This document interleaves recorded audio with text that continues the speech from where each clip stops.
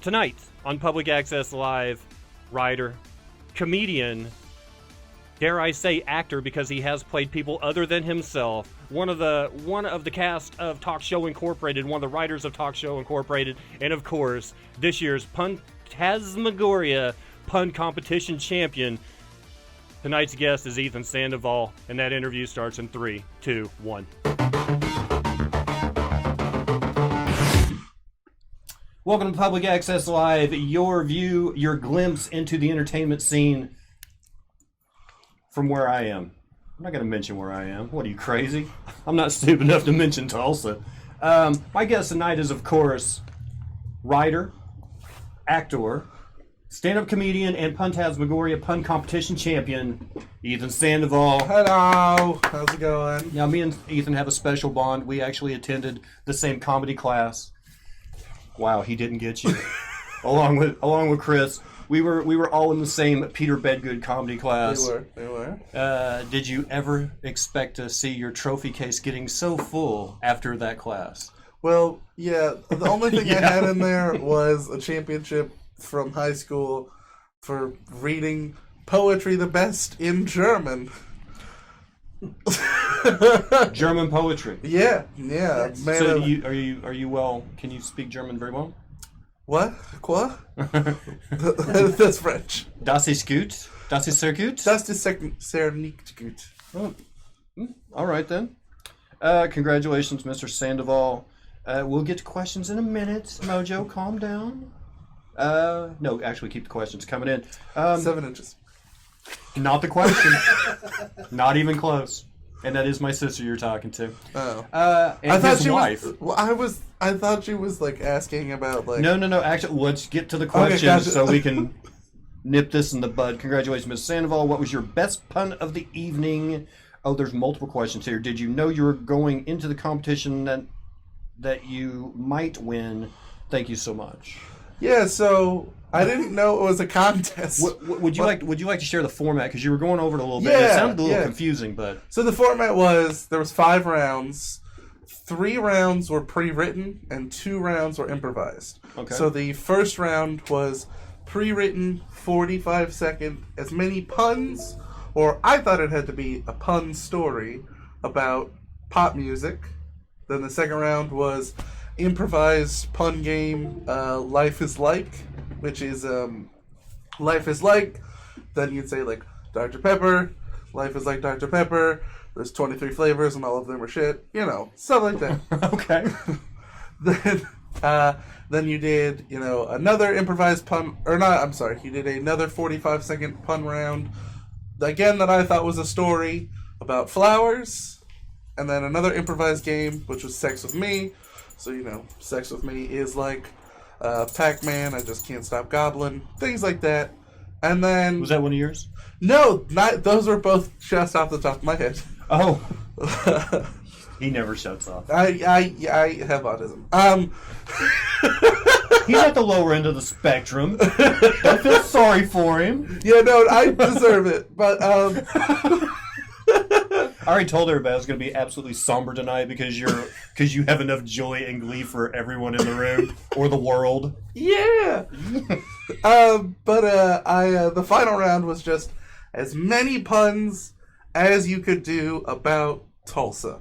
And that went on for 30 minutes because it was 7 people doing as many puns as they could until they ran out. And I remember about 20 minutes in, I just did a pun, it got a light applause, and then I just went, I don't want to be here!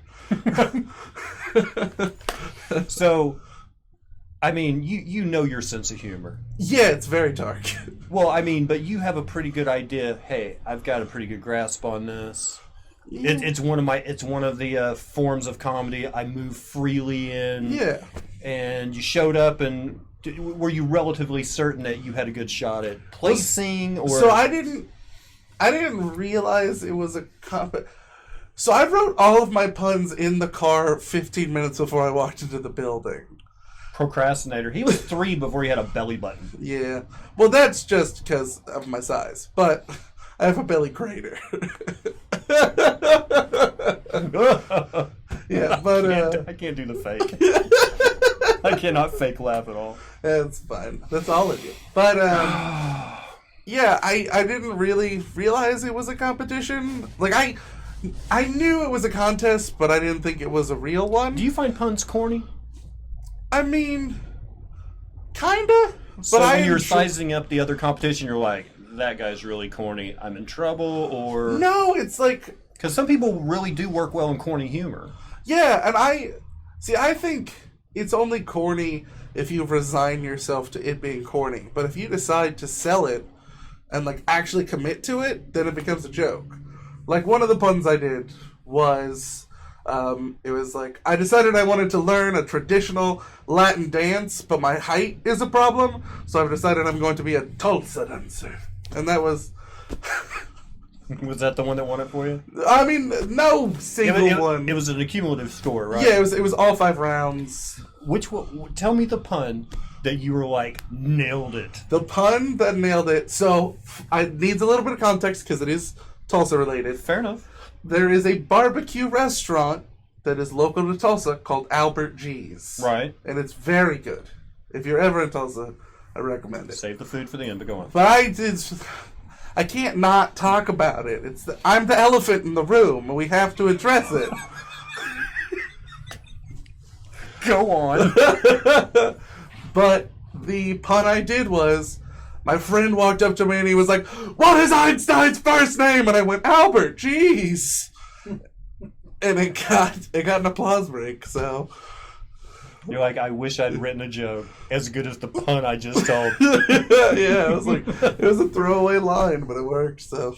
I'll never use it again on stage either. No, it'll never... I can't even build a joke around that. I did write one that it was Tulsa-oriented, but can be used for everywhere. What's Little John's favorite college? Yale!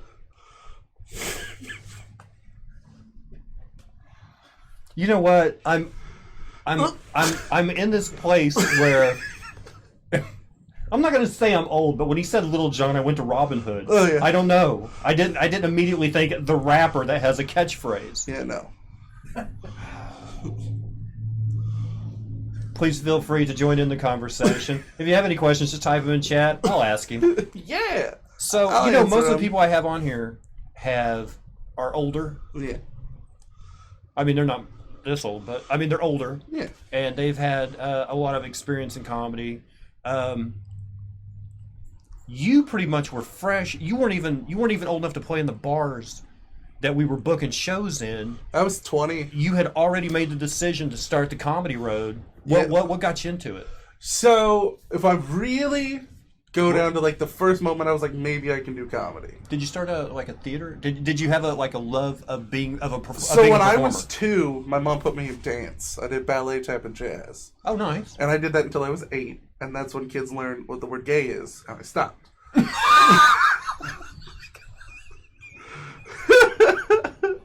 So... Wait, one of my daughters in the ballet, I was like, where are all the boys at? And they're like, boys don't dance. Exactly. And I'm like, sure, boys they don't. I mean, yeah, they don't. Also, I did dance in Oklahoma, so it was kind of racist because we did the Village People, and they made me the Indian because I was the darkest.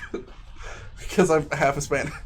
It's not all bad here. You can visit. Oklahoma. It's not that bad. No. It's just the people are terrible. The place is great. It's like Gandhi. He said, you know what? Christ I like. His followers, not so much. Yeah. It's like Elvis. Like I'm a fan of him, but the fan club gets a little weird. Right. Hey, Gandhi has one of my favorite quotes of all time, which is somebody asked him what he thought about Western civilization, and he said, "I think it would be a wonderful idea." It's a genuine quote. Is it really? It's a genuine Gandhi quote. I can't tell. I mean, yeah, I am a hack, but...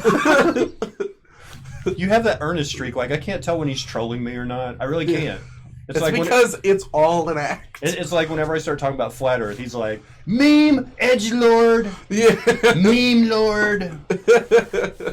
But I was thinking of booking a flight. Yes, please come to Oklahoma. It's not that bad. It really isn't. You trip over a buffalo turd. Yeah. You stay in a teepee. You get electricity on your 3rd or 4th day here. Listen, if you come, we can go smoke a cigar. Yeah. Oh God. Sorry, I've been watching a Bill Clinton documentary recently. Even worse. I thought you were talking about cigar store Indians. No. I thought it was another Indian joke. No, it genuinely was. Native Americans, or as we call them here, casino owner Americans. Yes. Let's get it politically correct. Mr. Sandoval, what is your favorite style of comedy? So, my favorite comedian is also, I believe, yours, Patton Oswalt. One of mine, yeah. Yeah. And I'm a big fan of, I'm a very big fan of dark humor, but spinning it in a way that it's fun and light. And So not quite David Cross or Jeselnik. no, not quite David Cross. A little too mean, a little too angry. Yeah, I like taking really dark things and then making them silly. Oh, thank God. Yeah, like I like addressing the silliness. They have electricity. What was that, a recent thing? No, a recent thing would be like Wi-Fi. We got it today. Yeah. Oklahoma is now wired for wireless. Hopefully, we will end segregation soon. I'm gonna get We have to rename a couple more streets. Yeah, we're almost there. We got a couple more streets. But after we rename those streets, people will forget that we were racist 80 years ago. Yeah. Or 100 years ago. It was 100, yeah. So, don't look up Tulsa's history in So the 1920s. Please don't. actually, it was a very positive thing till we burned it. Yeah, it was genuinely a very good thing. Tulsa had what was known as the Black Wall Street. Yeah, the Greenwood Avenue. The Greenwood district was like this nothing but black businesses, yes. and it was very. And then there was a race riot where a lot of that got. Although that's a misnomer. It was a massacre. Like even a riot assumes there was two sides fighting. It was just white people murdering black people. That's really all it was. And I'm saying that because I feel like calling it a race riot doesn't do it justice. You know it's a comedy show, right? I know what it is, but I'm also a history nerd. Okay, so you found your love of performing early. Say. And I was gonna say the first moment I thought, oh, I can be funny, maybe for a living, was it's actually kind of sad. My grandfather was in his deathbed because he was terminal with cancer, and I went to visit him, and I started just cracking jokes with him and having a really good time. And then he passed away a couple weeks later, and then at his memorial service, my aunt walked up to me and said, "You know, you were the last person to make him laugh." And I was like, "Oh, Jesus! Oh, feelings! Genuine feelings!" So, yeah. There goes the bulletproof exterior. Yeah, and then it was like 4 years later that I started doing stand-up. The girlfriend, the fiance guy, the girlfriend wants to know, is Oklahoma ginger friendly? I mean, I love Asian food. No. No. Come on, man. I mean, that's funny, but no. No, it is. I mean, I have... Actually, I'm trying to think. I do know a couple of people here that are really rude to gingers. I do. I'm like, I can't answer that truthfully and give Oklahoma a good reputation. So we'll just skip that question. Yeah. Thank you for the question. You know what? They asked that question, and I was like, do I know? I do know some gingers, and they've been mistreated very. Actually, Actually, I think this would sum up Oklahoma quite well. We are an equal opportunity offender. If there is some chink in your armor, some little maybe choose a different word. Yeah. I think that was an accurate phrasing too. It's just the room. The room took it wrong. If there is a fault in your armor, then people in Oklahoma will pick it to death. Basically, it's people in Oklahoma are like mosquitoes. It's like a town of insult comics. Yeah, but they're not funny. They're just mean.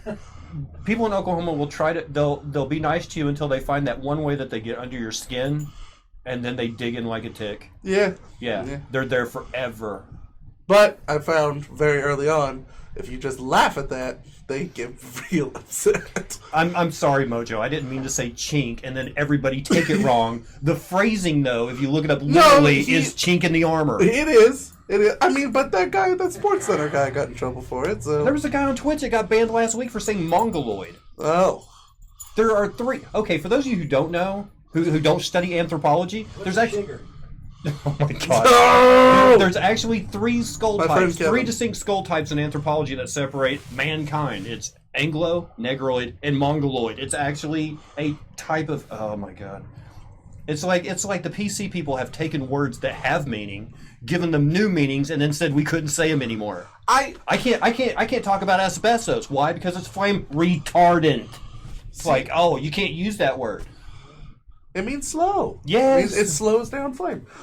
My issue with that is only just that I feel like you're focusing on the wrong thing. Yeah. Like, focus on that when we've got the other more major shit of, like, people getting murdered taken care of. Right. Can we get that out of the way before we're like, you're not supposed to say that word?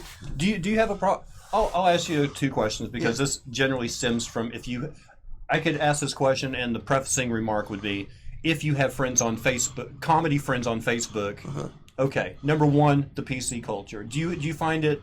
Do you agree with people that attack other comedians based on their material because some other comedian doesn't use that kind of material? Do you find flaws in that? I don't like that. I don't like people attacking people for what's an open mic set. It's a set that is supposed to be not filmed because it's practice. Right. And open mics are there for finding the line. And then somebody with their little tattletale machine just, like, films it. And then everyone is like, he's not allowed to say that. But it's like, he was at an open mic. He was just trying to figure out, okay, where's the line? Right. And then, based on the feedback of the room, he's going to go, oh, that's the line. I don't want to cross it. See, the problem I have with open mics anyway is the audience is all comedians. And they're either sitting there not paying attention because they're waiting for their turn to get on stage and they're going over there setting their mind. That's me. I will plead to that. But it's not like performing in front of a crowd where you can actually gauge if the material is working because you're in front of a dozen stone-faced individuals that are just waiting, please get off so I can have my turn. You know what I mean? Yeah. So the open mic thing, I understand going through the mechanics and getting the repetitions down. There's got to be a better way than doing it in front of other comics. No, I get that. There's open mics that I don't do anymore just because I don't like performing in front of only comics because that's where you fall into traps where you're doing jokes that work well in those rooms, but those are inside jokes that aren't going to work anywhere else. For example, a pun comic coming up to you workshopping your joke when you don't do puns. It's like, it would be fun if you take it this way, and you're like, I'm not your kind of Listen, comic. I was just genuinely trying to be helpful. Not you. No, but I get that. And, like, I agree, and, like, you should, like, try to take everything you can from everyone. But at the same time, I know I'm funnier than some people.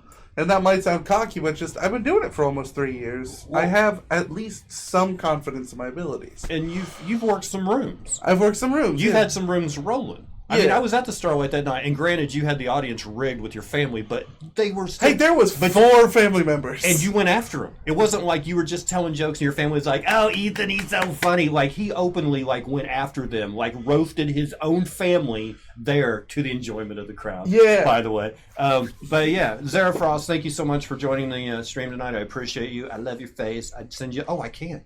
I love the iPad. Boom. Send you some love your face. So, anyway...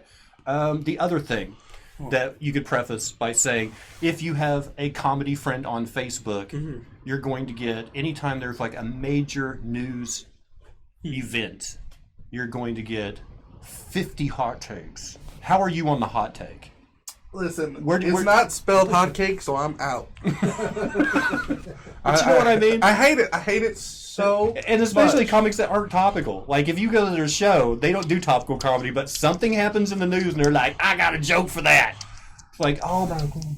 Anytime, like, the day Trump got elected, I didn't go to Facebook. Are you kidding me? Yeah. Well, that happens so often. And I just... School shooting, I'm off Facebook. Like, I'm in... Bill Cosby guilty, I'm off. I'm in, like, Facebook group chats with a lot of comics. Yes. And, like, I'm like, something in the news happens related to comedy. I'm like, muting that group chat for today. Yes. Like, I don't want to hear it. I don't want to hear it. Like, I get it. I love these people. They're my friends. I'm not a fan of their hot takes. Oh, God, I can't stand it. I really can't. And here's the thing: if you have 50 comedy friends on your Facebook, Kill yourself. You're going to have at least 40 of the 50 hot takes that are dead similar, and everybody's saying that they came up with it first. And it's like, just go away. Yeah. You weren't the first person to rip on Bill Cosby. I'm telling you. No, that was Hannibal Buress, and he did it during the show. And that's what started it. Thank you so much, Zara Frost, for stopping by. I appreciate it. Shout out to Simple Streamers. Appreciate you guys. Good community. Nerd stuff. Nerd. I think you've explained yourself as a comedian very well. Thank you. Let's go on to nerd stuff. Yes. Movies, board games, video games, So, comic books. I'm super big on video games. Yeah. Fallout's my favorite video game franchise. Oh, I'm so sorry. I know, yeah. I heard about Fallout 76 and I was like, Sorry. well, Are you mad at Bethesda? yeah, I mean, they're being stupid. Okay. It was simple as it is, you know. So would you say the last game that you really involved yourself in, what was it? Was it Fallout? The last Fallout before 76? Rainbow Six Siege. You were into it. I almost went professional in it with some friends.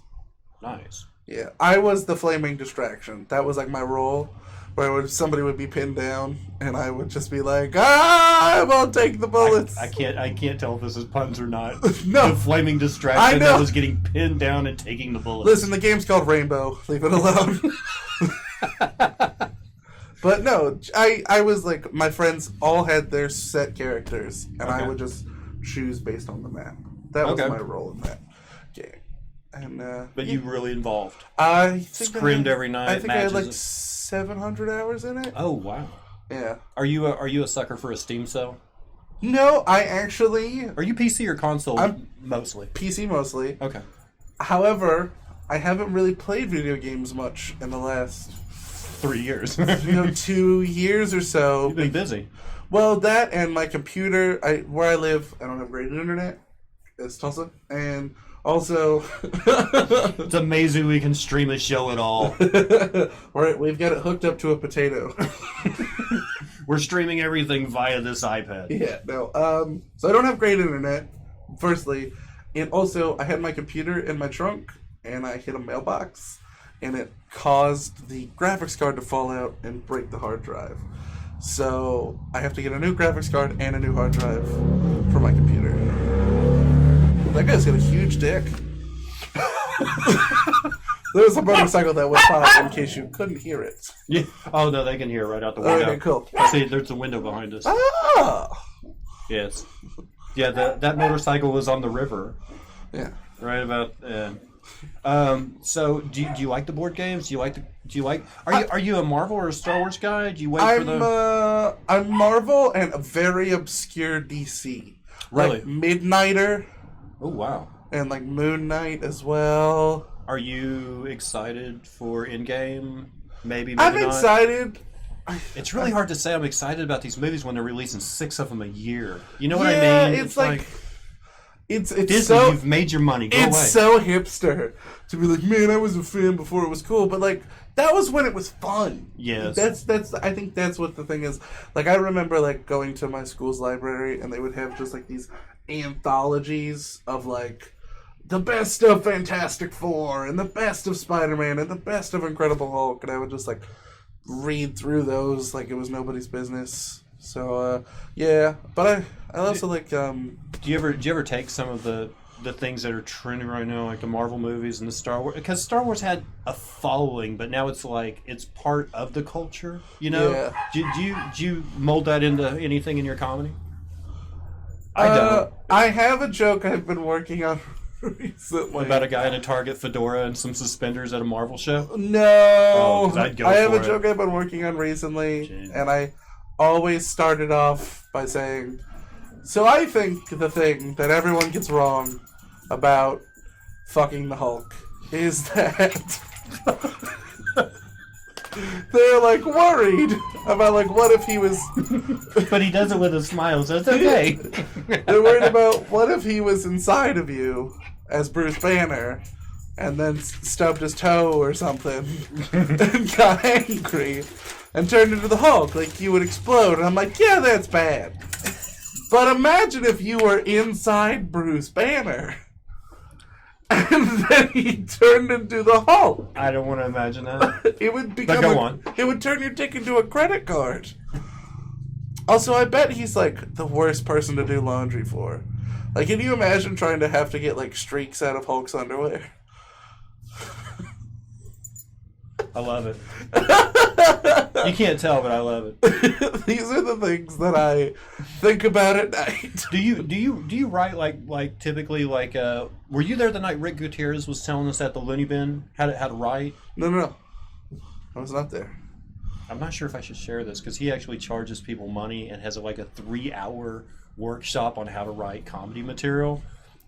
But nobody watches this show anyway. So, I didn't want to say it. so Rick Gutierrez, right? He's the guy who wrote for Gabriel Iglesias' like last 3 specials. Yeah. He's very funny. Too. Yeah. But his writing method was you make a tic-tac-toe graph. Yeah. And the center square is your opener. It doesn't have to be related to anything. It's just like a punchy one-liner to get people on your side. Because you want to get them, if they don't automatically love you, you want to get them thinking you're part of the same tribe almost immediately. Yeah. Before you cross that line and let them know he's nothing like me. You want to get them on your side to start with. And then every other square surrounding that is a topic. Yeah. Occupation, relationships, going to the supermarket, whatever. Yeah. And then what you do is, if you write 1 minute for each one of those jokes, how many jokes you got? How much time do you have? It was 9 minutes. 9 minutes, right? Or if you write 2 minutes for each one of those squares, how much you got? Yeah. Gotcha. 20 minutes. If you write 5 minutes for each one of those squares, what do you have? Yeah. Your own special, because nobody has 45 minutes of good material. Yeah. That was Rick's point. But the thing was, if you only have like a 5-minute set that night, you can pick, okay, I'm going to do these 3, or I'm going to do these 3, or I'm going to do these 3. And then if somebody saw you 6 nights in a row, they still wouldn't hear the same show because you're mixing it up based on this graph. And he said he's got like 3 notebooks full of these graphs. Yeah. Do you do a handwritten? So I actually have a handwriting disorder. Okay. So I actually don't handwrite my material. Well, I actually, you know what? I take that back. I used to not handwrite it, and then I went to. I hope this is something handwritten. I went to Walgreens. Oh no, that's my wallet. I thought it was my little. I had got a $4 Like a little notepad, and it's bright pink, and it says "Killing It" on the front in gold glittery lettering. And I do it because one of my all-time. I'm really bad at memorizing my sets. Really? Yeah, it's not that I'm enabled. I don't have the ability to. I'm just really lazy. That's all it is. But I found that I can use that as a strength, because what I like to do on stage is I don't write jokes in there. I write my set lists. Okay. And then I will write my set list out, and then whenever I can't remember what my next joke is, I make a huge deal of pulling this bright pink book out, and then I like put my glasses down on my nose, and then go, let's see what I got next.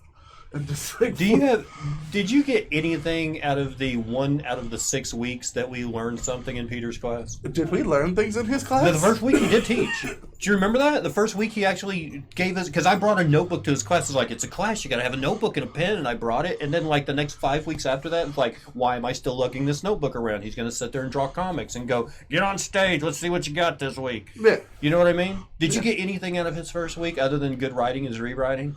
Do you remember anything? Because I don't. I really don't.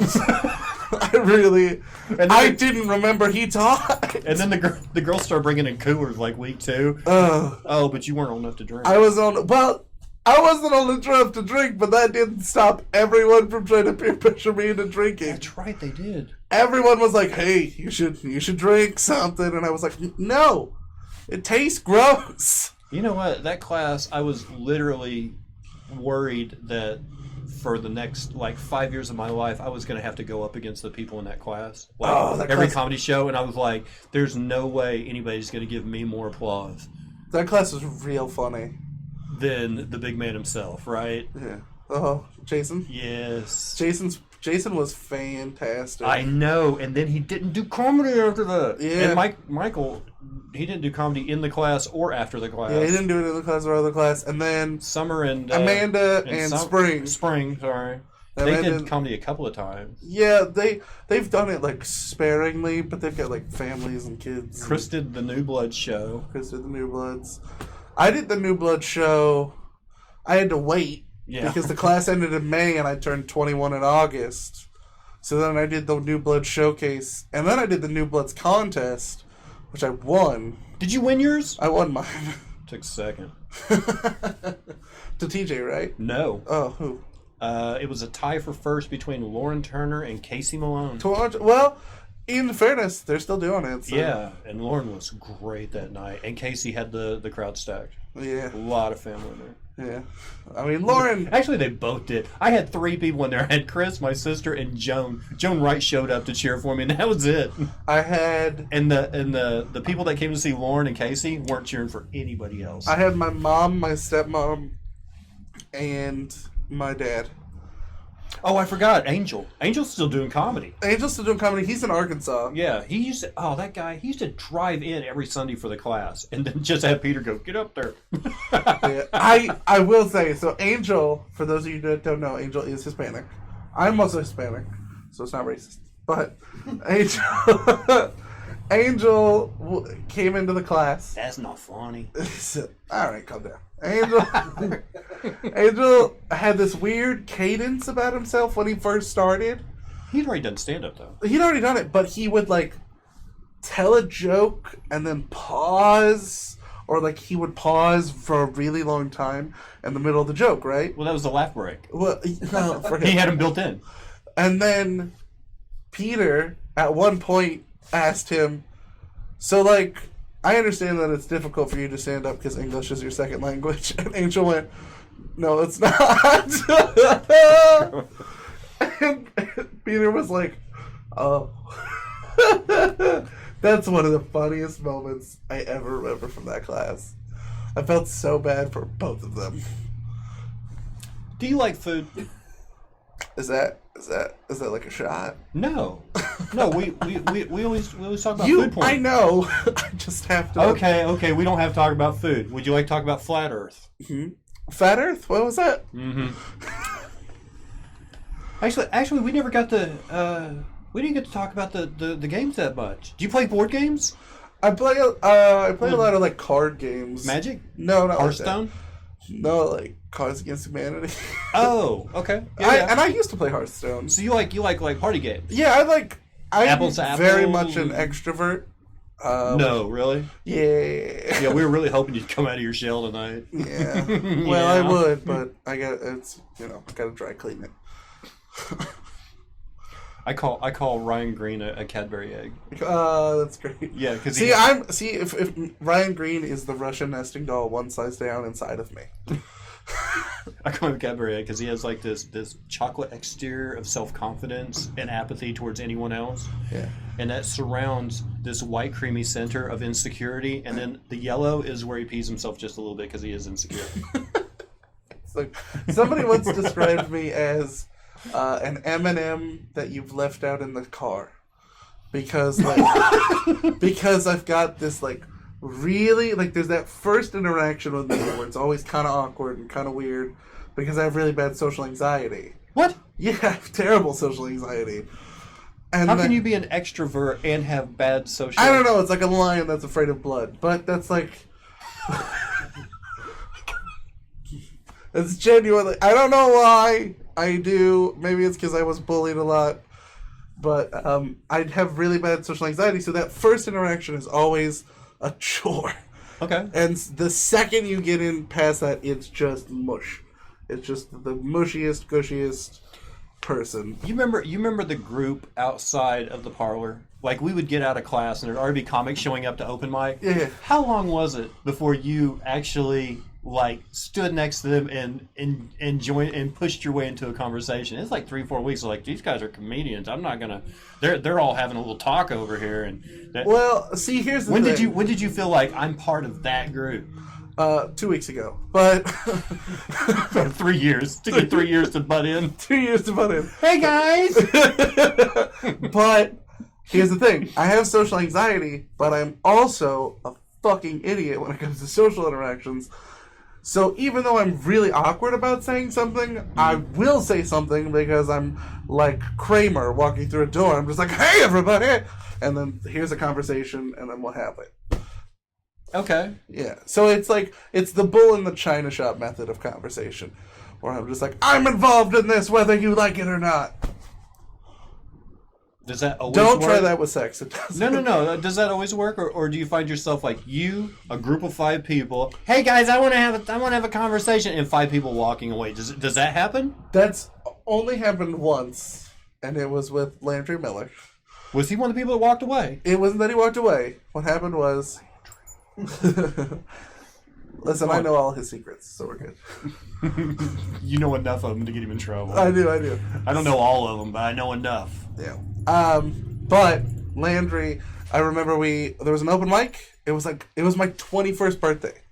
Okay. Went and did this open mic, and afterwards they were recording a podcast, and I was like, "Oh, cool! I'll be a part of that," and that was great. And then after the podcast was done, everybody was like trying to figure out like where should we go to eat.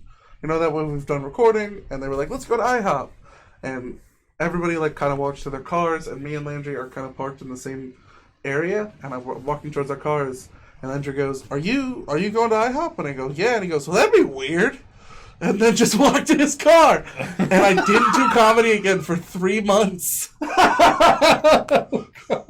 because I was so hurt. Oh God, that'd be weird. Yeah. He's a setup artist, though. He loves doing that. Yeah, it was, and I was like, "Oh, okay, guys, let's see how it is." So yeah. Oh man, I'm stunned. I'm a little stunned. But Landry's autistic like me. Who isn't? Yeah. They've made the spectrum so broad now. Everybody can fit on the spectrum. There's room for everybody on the autism spectrum. Yeah. But yeah, well, if you're... I'm genuinely upset that it's no longer called Asperger's. Really? Yeah, because, there's nothing that toughens you up more. Than being called Asperger's? Yeah, well, just having a really stupid name for your issue. If this is the same guy from 2 Doors Down, he It's 3 Doors Down. No. No, punny boy.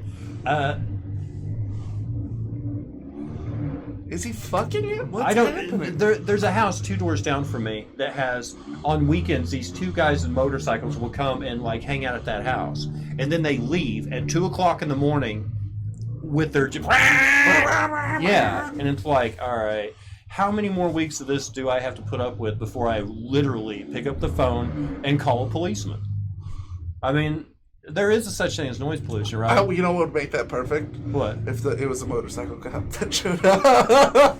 Revving a engine. And they're just running like it's a Benny Hill scene. Just. How do you know about Benny Hill? That's a very specific and old reference. I watch movies with subtitles on, and then the Benny Hill theme will play. And do you know the name of the theme song? No. Oh, good. Okay, so you're not that old. I know the name of the theme song from MASH. I know you do. Every comedian does. That is a super. If you know that joke. Yakety sax. Yakety Sax is the Benny Hill, but he's talking about the MASH theme song. Every comedian knows the name of the MASH theme song. That joke is so good if you know what the name of the MASH theme song is. Oh my god. I remember I was telling. Yeah, Yes. It is. But I was telling my mom, I was learning guitar, and I was like, my girlfriend at the time, I was telling her, and my mom, "Oh, I'm learning the song Suicide is Painless," and both of them called me. And we're like, "Are you okay?"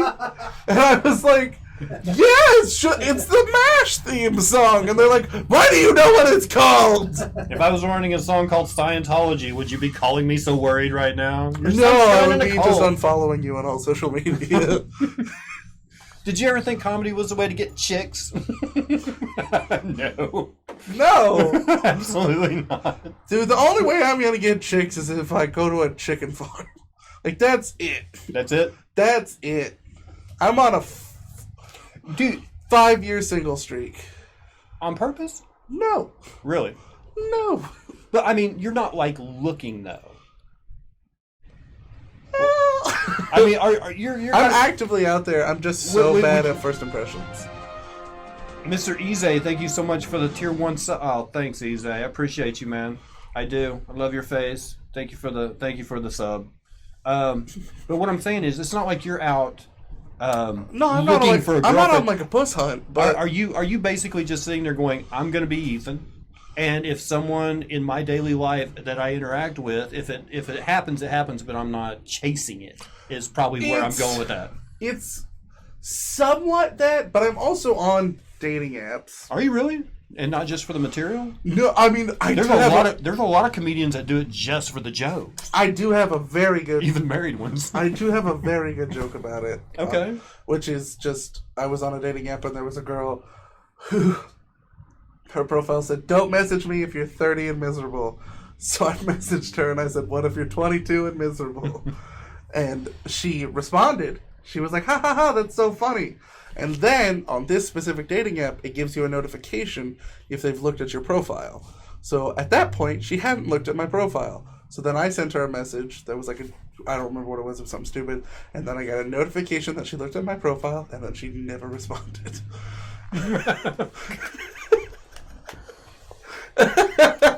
Do you use comedy as like the stay busy thing? Like, if I'm busy, I'm not thinking about this, or if I'm busy, I'm not doing this. Or... Yeah, well, I have a lot of... Does it take... existential dread, so... Really? Yeah, I hate that I exist. I was dark for even me. He's a self-hating... He's a self-hater. A self-hater? Yeah. I mean, we're all mutts. I can't really pin it down to one thing. I mean, it's not Cuban.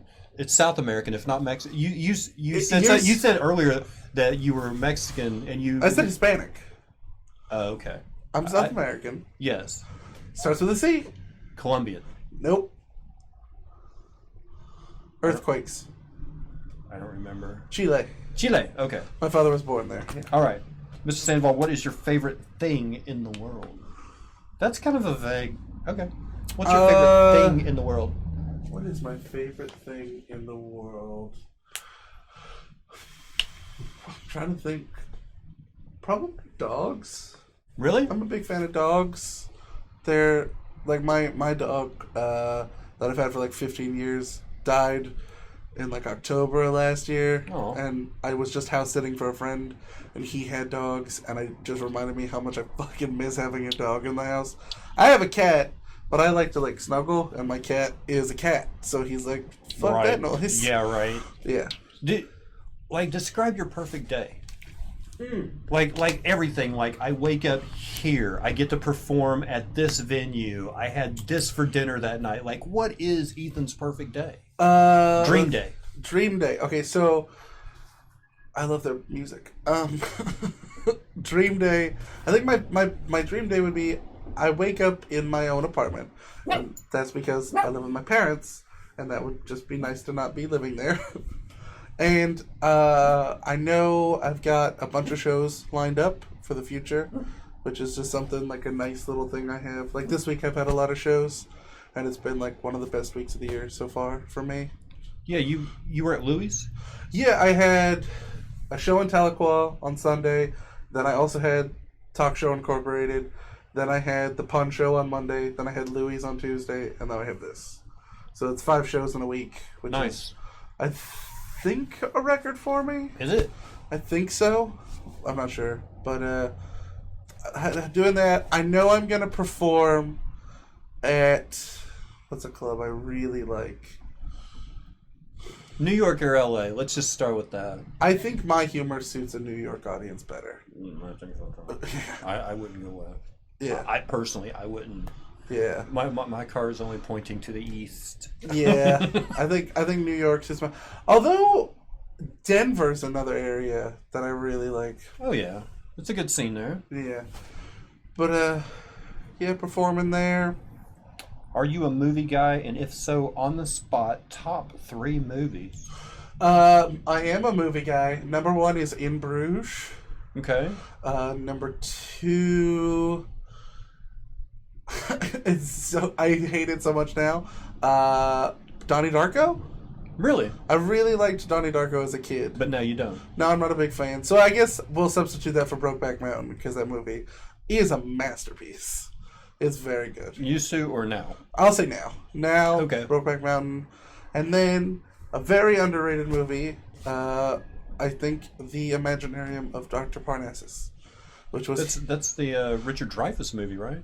no, it's Terry Gilliam. Oh, okay, yes, And yes, it's Heath Ledger's last role. Like, he died while they were filming it, right. and so they'd only shot half the film. So for the second half of the film, they had Johnny Depp, Jude Law, and Colin Farrell play Heath Ledger's character.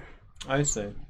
A Terry Gilliam film, yeah, you can't beat that. Yeah, no, and it's very good. Are you a fan of the old Python? I am a fan of the old Python. The Flying I pull on it Circus or every the day. movies or? He never shuts off. There's no power switch on this guy. It pisses me up so much. Monty Python, were you a fan of the Flying Circus, the series, or is it more the movies? No, I love the Flying Circus. The Dead Parrot sketch is one of the funniest sketches I've ever seen. Especially the one where they did it live and Michael Palin broke. That's one of my all-time favorite comedy things ever. Yeah, those guys hardly ever broke. Yeah, and just, I always like the Spanish Inquisition. Yeah, Spanish Inquisition's fantastic. Or the cheese shop, or the bookstore. But I also really love the movies. Like, I really like The Meaning of Life. Life of Brian. The Life of Brian. But I just love the... oh,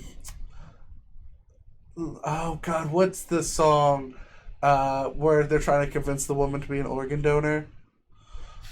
That one... You know what I'm talking about? Where it's Eric Idle singing about how the world is shit. Did you like Argument Clinic? Yes, that's so good. That's not an argument. That's a disagreement. You just Right. An argument is just not being concerned. Ministry of Silly Walks. That's Ministry of Silly Walks is fantastic. Okay. Funniest joke in the world is great.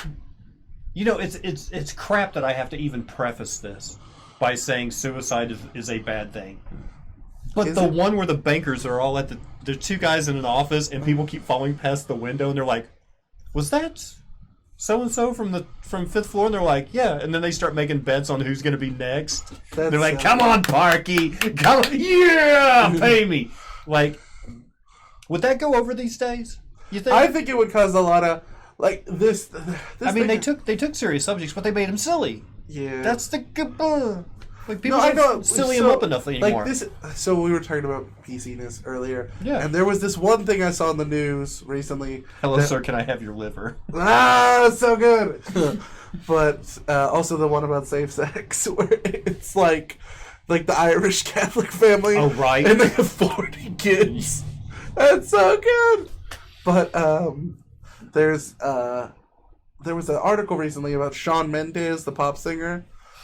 Yeah, and I saw the meme. You saw the meme. Sean looks right, and then somebody under it typed and left.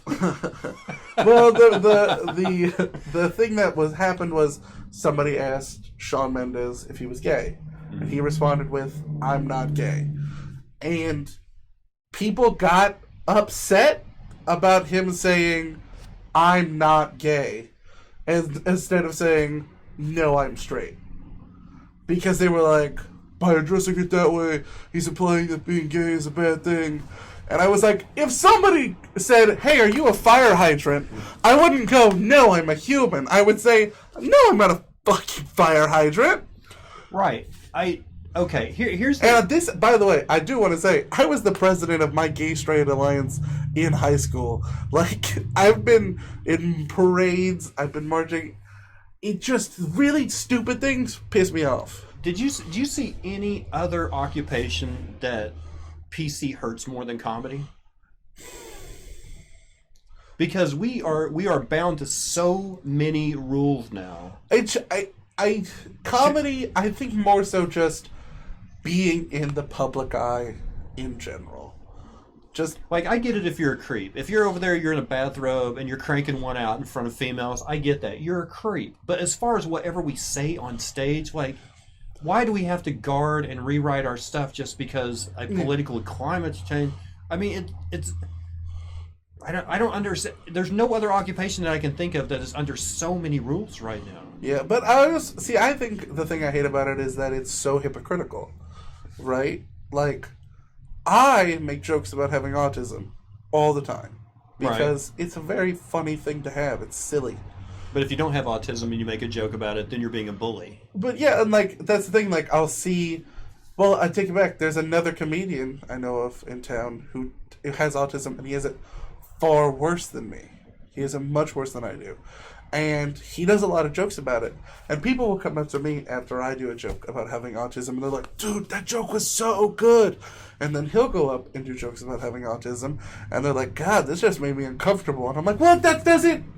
You can't... He actually has it worse than I do. Right. Mine's not so bad that people really don't notice most of the time. See, the thing, Chris put me onto this, that Steve Martin, whenever he started doing stand-up, it was during Watergate and the Vietnam War, and the president was a crook, and all these horrible, horrible things are happening in the world, and he just wanted to go up there and be silly. Yeah. He didn't want to do topical humor. He just wanted to be a silly guy, which is fine. But if you don't want to be a silly guy and you do want to touch on these issues, why do you have to take such abuse? You know what I mean? Yeah. It's like the world from the gospel according to John. It has nothing to do with I'm trying to convert someone. It's just, this is how I see the world. Either you agree or you disagree, but I mean, for the most part, to have other comedians censor you. Yeah. Like, I had somebody come up to me and say, hey, you shouldn't say that joke because it has the word rape in it, right? It's a bit rapey. But the joke was about how dangerous high heels are and how you're a badass if you wear high heels. It's like them getting on to me for bringing up that the next James Bond might be black. They're like, you shouldn't use that joke. That's racist. It's like, no, actually, it's a joke about people with Down syndrome. But thank you for only listening to one word of my joke. I appreciate it so much. Yeah. But I don't mind the rapey jokes. You know why? Yeah. No, and the joke wasn't. Yeah, it was just about like how high heels are like, they're the worst possible thing for running away. And it sucks that we live in a world that you have to be concerned about that. Right. So if you wear them, you're the most badass person I've ever met. That's terrifying to me. I don't like getting blamed for the rape culture. Yeah. When 1 out of 200 people's DNA belongs to Genghis Khan because he was the rapiest man in history. You know what I mean? Like, we all have a little rapey in us. Yeah. We can't help it. Genghis Khan was a madman. He couldn't keep it in his pants. Yeah. Okay. Let me. Let's rein this in a little bit. Too far? A little bit. A little bit. Okay, let me rewrite this. Can we do comedy with people and how we see it, like myself? Can people joke with anxiety about me, and can I joke about obesity? Oh, because you're anxious and people around you are obese. Chris Pose from Norway. Okay. The thing I want to know is, how can I do my comedy? This is why I want to do me on this is why I want you to do me on a Friday show. Also from There's so many questions I need to know about. No. Okay. No, it's just Crispo. I'm just reading his stuff. Crispo, if you were here, I would have you, but I really don't know how to set up a Skype. I don't know how to do all the interviews I do, you have to be in the chair. You got to come to the chair. Come to Oklahoma, stand at TP. You can do that. TP is what we call the Tulsa Police. Or toilet paper. Love Tulsa Police. Hate toilet paper. Yeah, that's bad. Please, Tulsa Police. Stop the guy Listen, in the wet wipes motorcycle are way with the big better. dick. Where you at on food? Are you an adventurous guy? You like how much Chilean are you? By the way, I am 50%. Oh, okay. My father is 100%. So, wow. And then the rest of me is like vaguely Jewish and German and Irish and all that. You break out in the sweats. Do you like the hot food? I like the flavor of spicy food, but I have a fucked up tongue. I have geographic tongue, which is where you have really deep fissures. Really? Okay. It sucks. I cannot unsee that. Yeah. Looks like a fat guy's butt. You guys are going to be glad this is only in 720p. I'll get right into the show. I'll get right into it. Just be like, ugh. But it's just, there's a lot of cracks in my tongue, and it means that spice penetrates deeper. Okay. And it sticks around a lot. So do you like the hot food here, like the wasabi and the horseradish stuff that gets you here instead of in the tongue? I can handle this. Yeah. My entire body is cool with spice except for my tongue, so my tolerance is just really low. So do you eat adventurously? I eat adventurously. Do you like to try new things, other cultures? I eat adventurously only if I know it's not spicy, just because it just puts me down for the count. Like, I just cannot handle it. Like, sriracha is like my limit. when it comes to spice. Okay. So that's like, Mine, and that's too. I don't go for super spicy. and that's like nose running, tears dripping from my eyes. Like that's the worst for me. But I like to eat like adventurously. Like when I was in Chile, like they have like a lot of like street vendors. Did you get to visit? Yeah. Okay. I went when I was 18. Like meat on a stick, grilled over a like open flame kind of stuff? Donkey milk. Really? Like donkey's milk. It's supposedly sweeter. And then they also have a couple dishes that are just literal pig's blood that's been like thickened and stuff like that. And Really? yeah. Okay. And they've got a lot of adventurous dishes, but they also have like a lot of really like things that are great and local to Chile. They have this dish. I can never remember what it's called, but it's essentially peaches and barley in peach juice, and it's amazing. Ooh, that sounds really good. It's really good. And what you do is you like take the peach out, you eat the peach, it's got the pit in it and everything. Spit that out, you drink the juice, and then you chew on the barley. And Do you still have family in Chile? yes, my grandparents live there, and Your that's dad's parents. Yeah, my dad's parents live Okay. there. They have their own place and a farm down there, and so you get to eat like. They're fresh in avocado. they're in on the black pudding and the blood sausage. Yeah, they A lot have of a lot UK of. guys. Yeah, they eat more. It's so funny because they're right next to the ocean, Right. but they eat more beef than they do seafood. That's South American West Coast, right? Right along the Yeah, West South Coast. American West Coast. It's like from top to bottom. It's Yeah. also like them.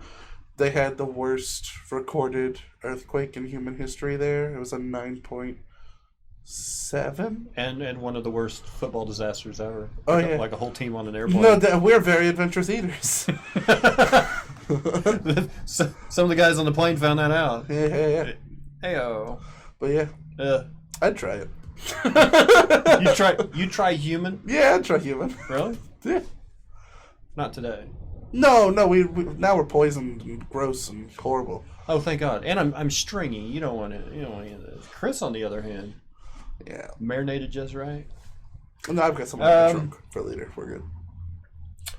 Did you say your grandparents have avocados? They have. I did say that they have their own farm, and so you can get like you just walk out. The big clavos? Yeah, Or like the you- little avocados? They're bigger, Oh. and you can just walk out and pick them, and they've got corn, and you just walk out, grab some, throw it on the grill. Is Chile one of those places that doesn't like the local population doesn't, not a lot of restaurants, like a lot of it's home cooking or So street it's- vendors sort of thing? It's a lot of street vendors. Yeah. And if you're in the center of town, there's a few restaurants, but the center of Chile is very much business. It's very much like corporate, and so it's a lot of like there's a place called like Domino's, which is like super famous there for hot dogs. I was about to say pizza. Yeah, no, not pizza. Then Domino's. yeah, I know, yeah, exactly. And You threw me there. they also have this like very famous empanada like restaurant that's known for just being crazy fast. Where it's just like you walk in, you place your order, by the time you get to the end of the counter your food's ready. A fried meat pie. Yeah. And they have empanada vendors. I'm genuinely every 100 feet. Just like So just about the time you finish this one, you're like, oh good, there's another truck. Same with those peach drinks. Yeah. Exact same. My grandfather used to like do that. He used to like drink one of those peach drinks and then they'd walk past another one and he'd be like, "Why not?" I'm like, Does your dad have anything? Because I mean, they don't have Thanksgiving there, but around like holidays or something. my dad's the whitest human. Oh, so He moved here when he was 5. So what kind of stuff? I mean, like your average like the holiday, like what's the family favorites? What's what's something that if you didn't have it, it'd be like Thanksgiving wasn't good this year because we didn't have the a fight.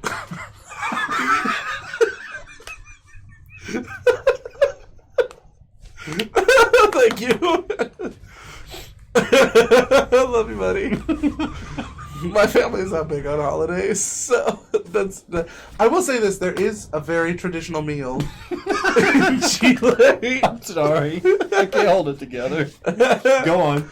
There's a very traditional meal in Chile. So whenever you eat in Chile, you have breakfast, you have lunch, you have dinner at 5, And then at 8:30, you have a meal known as once, which is a very, very light meal. It's usually like toast and avocado and cheese. And It's just like Welsh rabbit with avocado on it. yeah, and it's very, just a very light meal, and it's just because Chile is a mine, town, and a lot of the miners would leave to go to the mines at 11 o'clock at night. Obviously, normal people can't eat at 11 o'clock at night, so they have that meal at like 8:30. Okay. So Your family doesn't like doing holidays. no, we really don't have any holiday celebration. I mean, like, we put up a tree at Christmas, and I'm always like, why? Why? We're not going to put anything under it. Yeah, no, yeah. I'm very much, because of, and that's partially just because I am autistic, but, like, I'm very much like, if there is not a point to it, why are you doing it? No, And that's how I feel about... You don't have to be autistic to have that feeling. Well, it's true, but, like, it's just, I'm very much function over fashion. Like, right.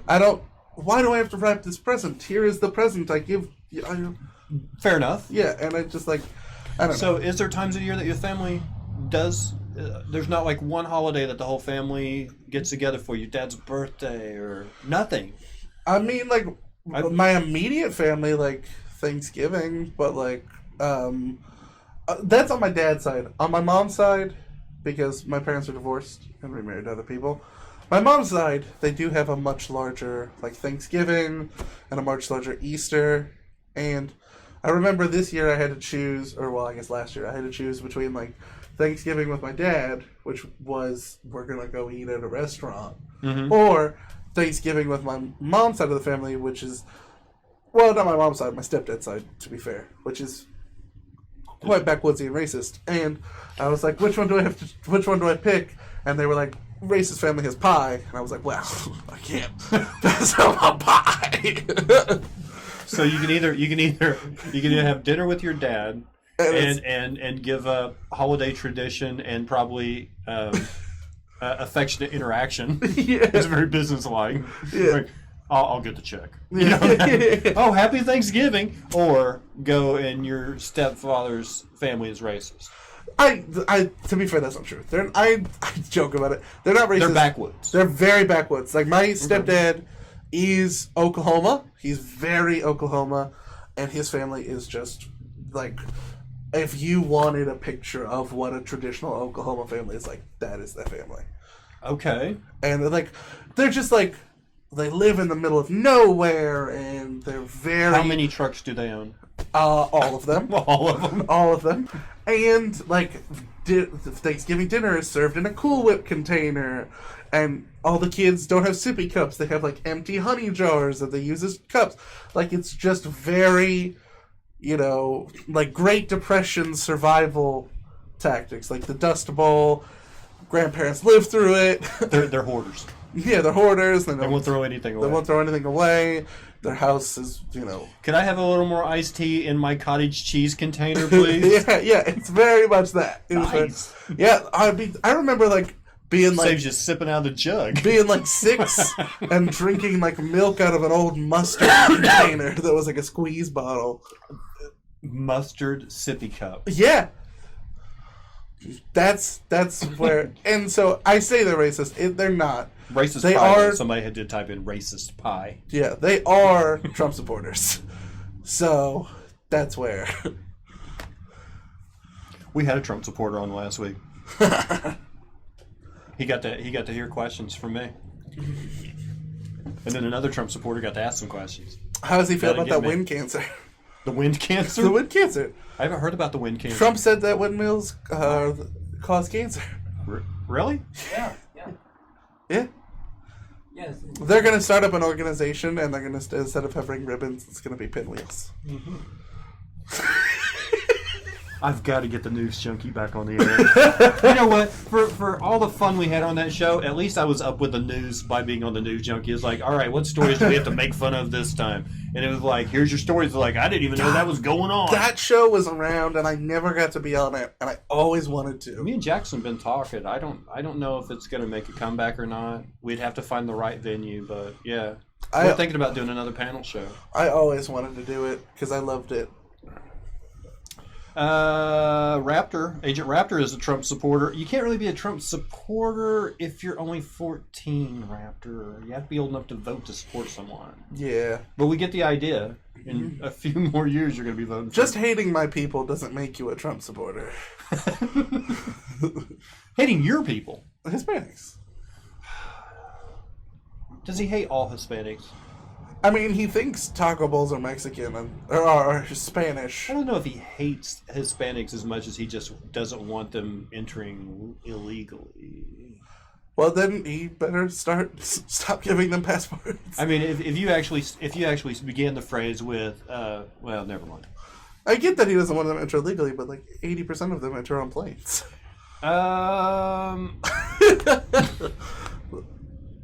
You are probably one of the busier people I have on the show. That's true.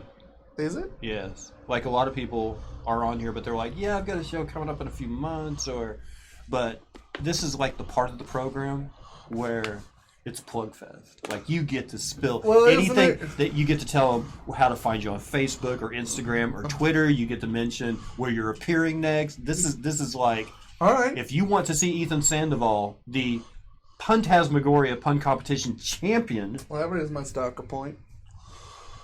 They can see you.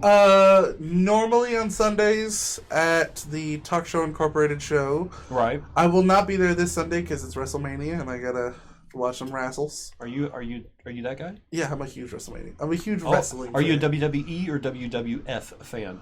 I am a professional wrestling fan, whether it's WWF. So you like the classic stuff. I like classic stuff. I like indie promotions. I like Japanese wrestling. I like... See, Twitch is a lot like the old WWF. Well, it's racist? No. Oh. How do we... Why is it always got to be about race, man? No. I mean... Like when I started streaming... Let me put you this way. There is... I lost my feed. No, we're still on. I'm just not on. Like used to there was Kamala? Mid-South Wrestling. Oh, Mid-South, which was like right, Oklahoma was here. a hub. Yeah. Well, it was based out of Bixby. It was Cowboy Bill Watts, who was a Mid-South star, and he had this thing, and they filmed it every Saturday at the Pavilion, and Sunday mornings they would show it on television, a replay. And you had Ted DiBiase, and you had Hacksaw Jim Dugan, you had the Junkyard Dog, and you had these guys, right? Yeah, and Jim Cornette, you had all that. If you were good enough on that, Jim Ross, if you were good enough on this level, then you would get the call up to the big show. Yeah. You get to go to the WWF, right? Yeah. But when you got to the WWF, no matter how good you were on a local level, you were never going to be as much of a showman as Hulk Hogan. Yeah. That's kind of how Twitch is.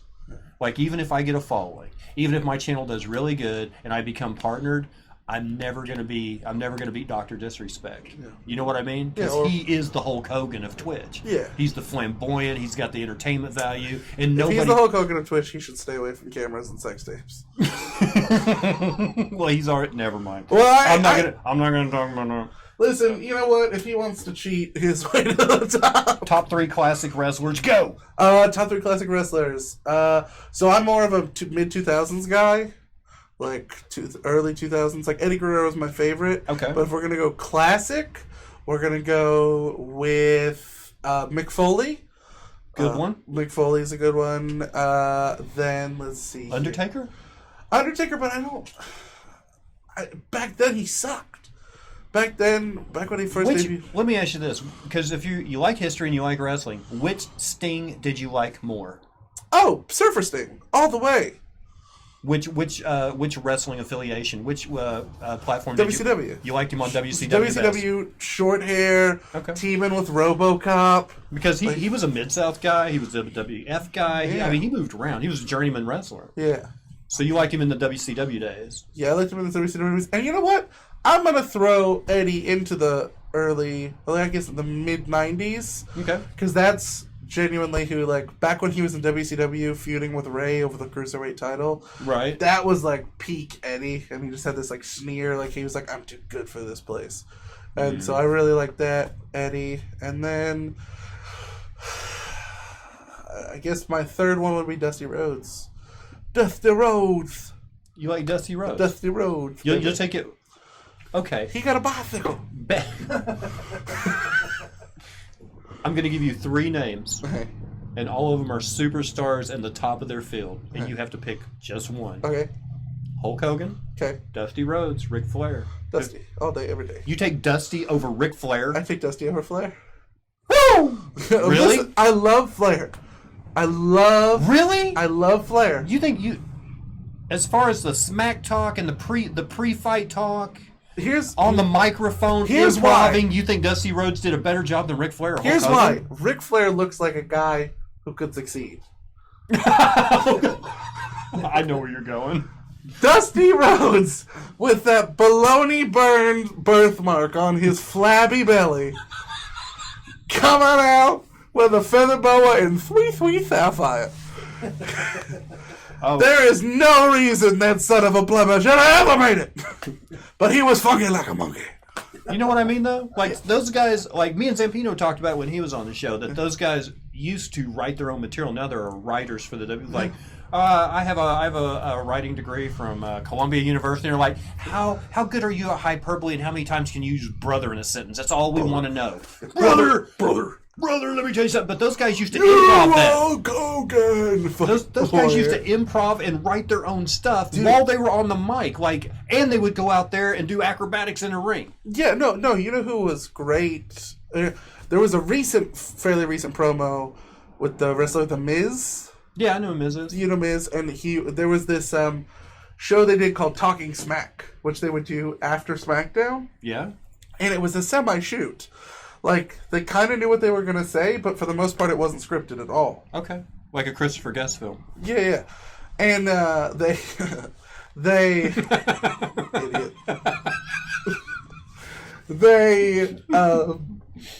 Go on. Daniel Bryan, who is an indie sweetheart, indie darling, as they call him, who was at the time unable to wrestle. He was retired because the WWE wouldn't clear him because he had so many concussions.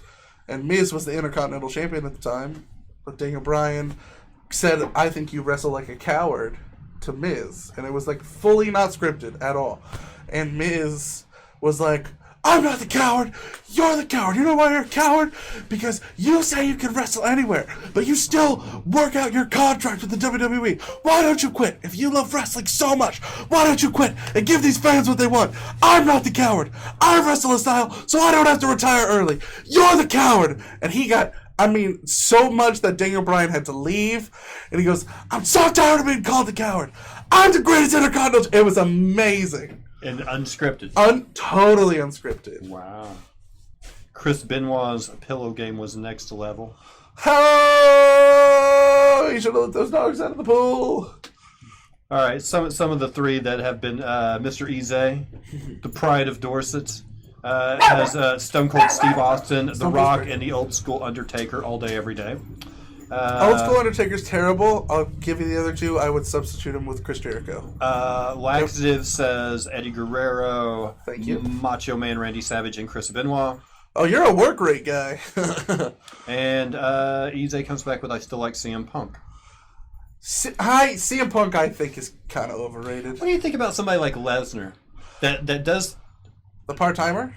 Well, I want to measure my words here very carefully because I don't want to call him a fake wrestler. But it goes from an entertainment venue like professional wrestling, goes to MMA, does really well, really slapping people around, and then goes back to the entertainment venue. What do you think about that? I think it's good. Or Ronda Rousey going into... So my issues with Ronda Rousey is that she's just a terrible human. Has nothing to do with her skill level at all. No, she's a very good wrestler. But that's how I feel about Chris Benoit. Like, Chris Benoit is one of my all-time favorite wrestlers. What he did is unforgivable. That's one of the things. So that's how I feel about Ronda Rousey. You know, she's a terrible human. Now, Lesnar... The British Bulldogs. That's some 80s stuff, but I know where you're going. Oh, Bulldog. Old Roydie Magoo. No, the British Bulldogs. Oh, the British Bulldogs. Oh, Davey Boy Smith and the... What? Oh, my God. Dynamite Kid. Yeah, but that was an 80s tag team champ. Yeah, Dynamite Kid, the inspiration for Chris Benoit murdering his family. Dude, the quickest snap suplex I ever saw in my life for those guys. They were just, boom, you were over. You know who had an amazing old school move that is very underrated? Doug Furnace had an amazing drop kick. Oh, it beats any drop kick I've ever seen. And he was British Bulldog size. Just built like a brick. He would just outhouse. build like a brick, and he would get above people's heads, and then as he was coming down, kick them. What about the gimmick fighters? Like Jake the Snake with his bow in the bag, or Iron Listen, Mike Sharp with that. Jake the Snake cut the best promo. Like, he's maybe one of the greatest promo men of all time. The DDT is a move that will. I mean, that is. Yeah. That lives on. Jake could die. His snake could be dead, but the DDT is like, that's the thing. Yeah, no. Like, did Hulk Hogan have a signature move? No, he didn't. Oh, he had the leg drop. Yeah, but I mean, come on. I lift my leg and I fall on you. People cheered for the leg drop because he would do the hulking up and he would do the move. All Jake had to do was this. I mean, there was really just only like 2 signature moves in the early '80s that I can remember in the Big Show, and that was the Iron Sheik's camel clutch. Yeah. Oh, have you seen the one where he gets a huge boner right before he does it to Hulk Hogan? It's amazing. Like, he's right about to do it. He's like stretching out to do it, and then whoo, just a giant boner. It's incredible. Oh my god. If you've never seen that, whoo boy. Ronda Rousey has an abysmal attitude. But she is a pretty good athlete. Okay. Yeah, no, that's exactly. And also, she's like a Sandy Hook truther and very transphobic, and yeah. What do you mean you view comedians as underachievers if they don't pop off? What? I haven't pop off. Do you mean like rant or get hyped up, or do you mean like pop off as in like fly off the handle and? Lesnar cannot be on roids due to wrestlers' wellness program. Well, then why did he get popped for roids right before? That's like saying that Alistair Overeem can't take roids because he's in the UFC and UFC doesn't allow it. Yeah, he hasn't fought because he tested positive. Yeah, and no, I'm like, Alistair Overeem has. Okay. WWE has a wellness policy that they regulate, and they want their wrestlers to be as big as possible. You think they're going to test their cash cow? You think if he pisses hot, they're going to be like, well, our number one draw has tested for steroids because of this industry we created? Lesnar, Alistair Overeem, Barry Bonds. You can tell when their ears have less gap between them than their neck. Like, their neck is wider than their entire head. Come on. Nobody's neck is wider than their head. Lesnar is a Gary Busey away from being Sloth from the Goonies. I use Gary Busey to reference motorcycle crashes. Let's see. I'm not disagreeing with you, Zay. I'm just throwing it out there. You can tell what he's got. I mean, honestly, if a dude's neck looks like... It looks like a Christmas ham. Have you ever seen Ninja Scroll? There's a monster in Ninja Scroll whose neck is like this wide and then his head's like this big, and it's the Barry Bonds look. Yeah. Yeah, you can kind of tell when somebody's on HGH. Yeah, no. He's going to piss hot in any other organization, and which is what he did when he went to do MMA.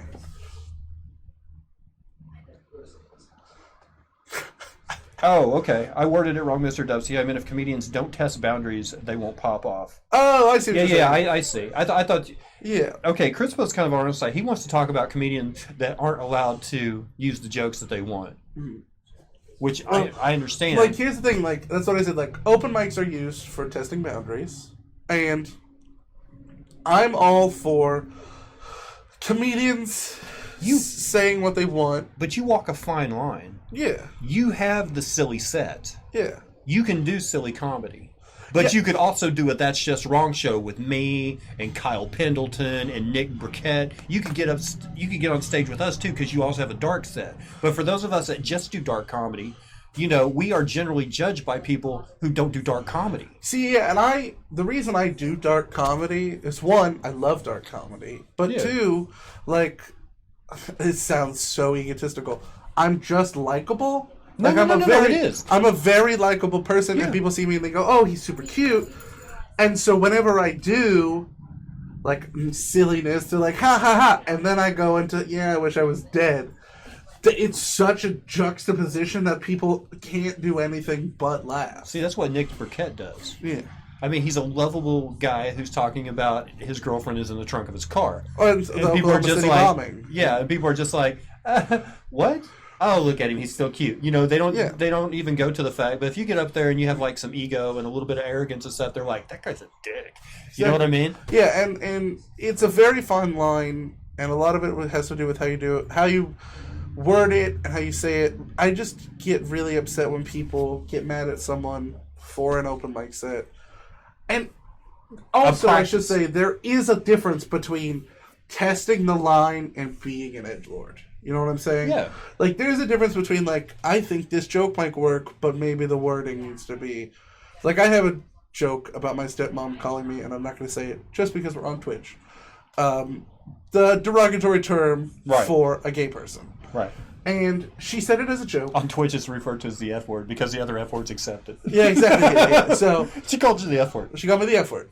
And it was like we were just having a conversation and I misspelled something. And she was like, that's not how it's spelled, you F word. And then the next day, she was like, hey, listen, I'm really sorry that I used that word. Not because you're not one, but because that word's offensive to some people. Do you know there's a lot of people my age and probably 10 years my junior who that word is prevalent in our vocabulary because we were online gamers. Yeah. And because we wanted to stay away from the N-word.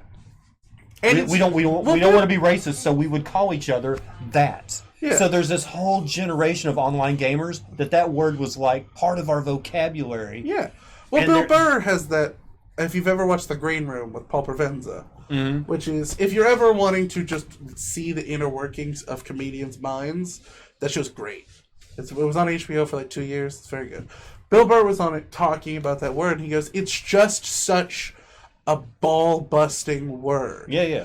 And it's something that you can say, and like I almost say it as a reflex sometimes. Like, one time I got hurt playing hockey, and one of my friends came over and was like, hey, are you okay? And I was like, yeah, I'm fine. Get away from me, you F-word. Right.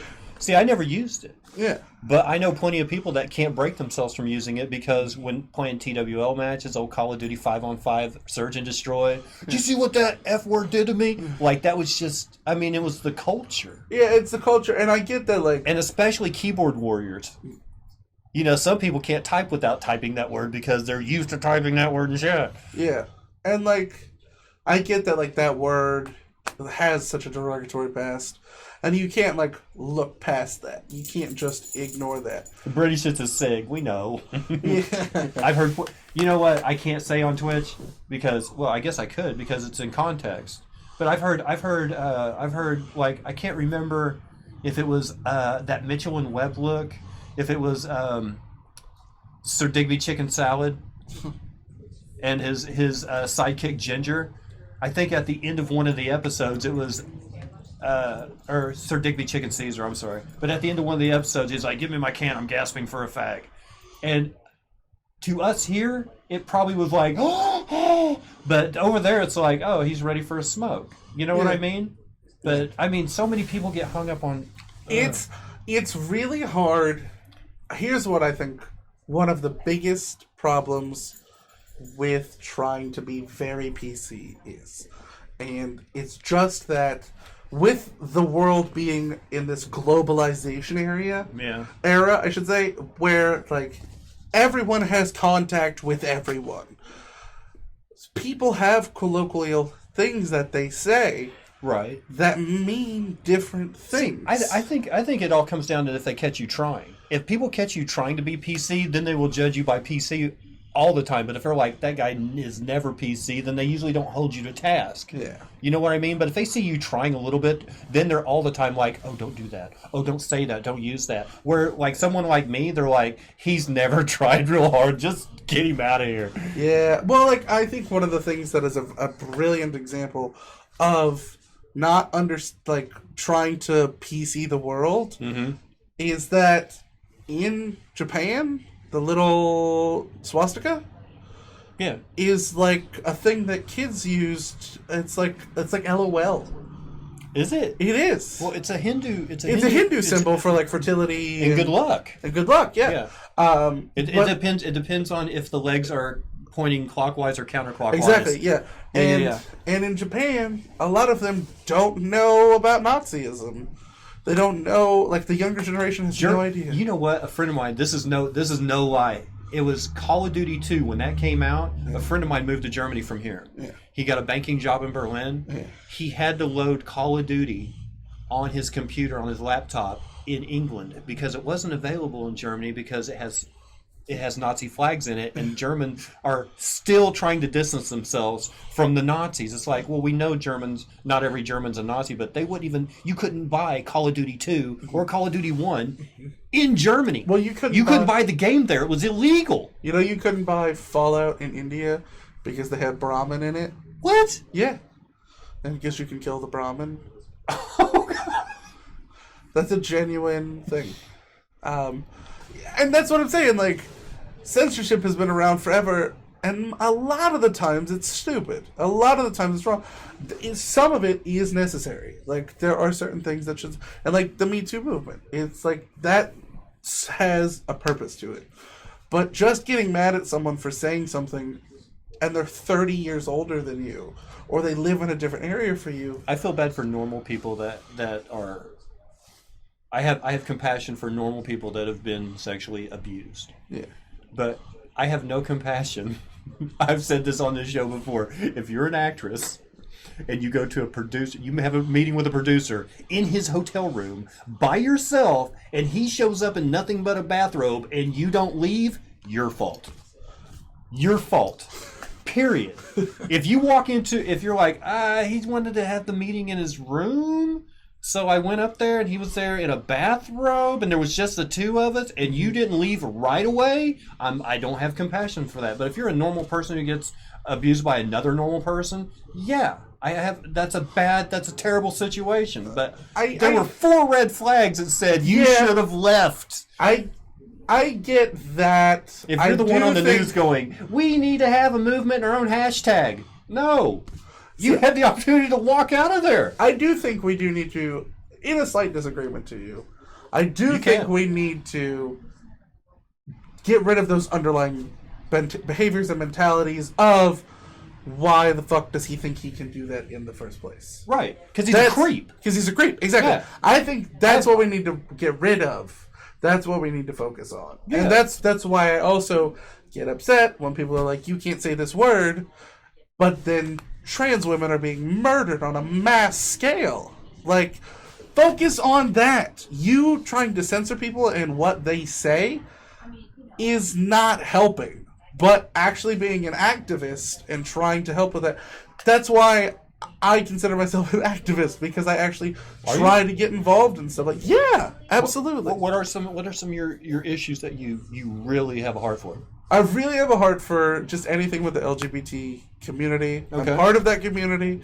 I've been a part of that community even before I knew I was on that spectrum. Okay. And I was the president of my Gay Straight Alliance. I've marched in gay pride parades. I've worked with the Equality Center. I've always been a part of that. I'm also the Dennis Neal Center down here. Yeah. Okay. Yeah. Fun fact. Oklahoma has one of the largest equality centers in the world. Yep. Which is very nice. They did recently have a guy walk in there and just destroy the place. I know, I don't know if they're still together, but I know Dennis Neal's partner. Well, I know the guy who runs it, which is Toby Jenkins. Okay. And he's a delightful human. Oliver's not sure what he is yet either. That's why he's angry all the time. He's conflicted. Yeah. Well, you'll search your heart, buddy. You'll find it. What Are there anything that, like, I give this opportunity for you to promote yourself or your website or your how to get a hold of you on social? Is there anything that you would like to a cause that you are passionate about that you would also like to mention? I mean, this is your time. I'm not gonna. Questions are over. This is time for Ethan just to shine. Yeah, I mean, like, the causes that I really think are, like, the fact that the Black transgender community is one of the most, like. The murder percentage is just really it's like 400% higher than any other community. Okay. It's like, I mean, I see something like every week about, like, a Black transgender woman was murdered in Texas or whatever. And so that's one thing, that's a cause that I really think you should support. And just like the HRC campaign. That's a really good one just for helping out with people in those situations. And then the Trevor Project is a really great. What's the HRC campaign? I think it's Human Rights Campaign. Okay. But they're just the HRC. You've seen them. They're like, I don't know, man. HRC in the last few news cycles of Hillary Rodham Clinton. So I was like, wait, what? No, not her. No. You can't do that here. No, I'm kidding. No, not her. not Hillary Rodham Clinton. Okay, but so Human Rights Campaign. I think that's what it's called. I can't remember. All right. That's one I'm not super involved with, but they're on Facebook. They've got a big presence, but they do a lot for just helping like underprivileged. How can people follow you? Follow me. I have a Twitter that I use occasionally. We used it in the show title. Uses Ethan Sandoval OF. Genuinely, you can just add me on Facebook. I don't have I've only got like 500 friends. I got hit up this past week by 4 other people that I already were friends with that now have their name with the word comedian in it. Are you going to have an Ethan Sandoval comedian Facebook page? I'm not either. I can't do it. It's not something to me. I would have an Ethan Sandoval page, but it wouldn't be Ethan Sandoval comedian. Right. It would just be Ethan Sandoval, and that's all it would be. Because if you have to tell people that you're a comedian, then you're obviously not a good fucking comedian. And then there's the Soundstooth app, which no.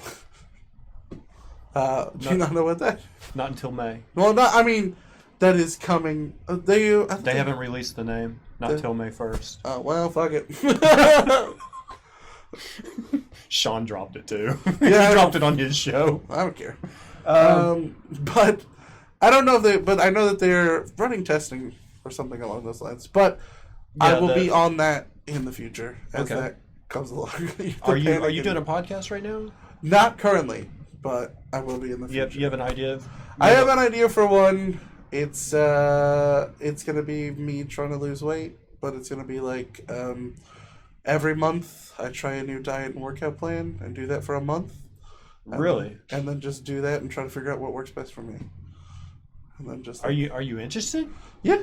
It's funny. I genuinely enjoy working out. Like I actually like it. I just hate getting out of bed.